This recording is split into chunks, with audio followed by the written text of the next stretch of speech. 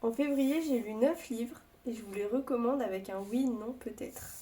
J'ai commencé le mois de février en continuant Brave 10 avec le tome 2 et 3 de Keri Shimotsuki et comme le tome 1, c'est malheureusement des peut-être. Un grand classique de la littérature anglaise est le premier que je lis, Les Hauts de Hurlevent de Emily Brontë et c'est un oui.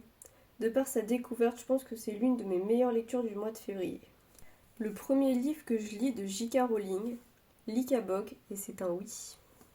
Une nouvelle sortie de l'année 2026 en BD, Les Utopistes de Zanchi et Lebar et c'est un oui, j'ai beaucoup aimé cette lecture.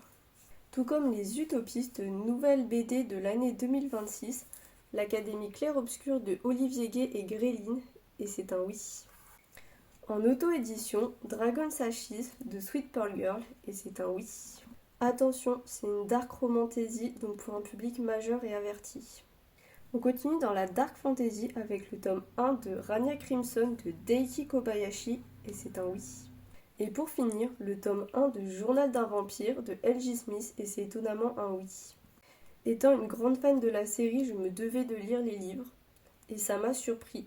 Par contre, si vous souhaitez les lire, ne vous attendez pas à ce que ça soit représentatif de la série parce qu'il y a beaucoup de points différents.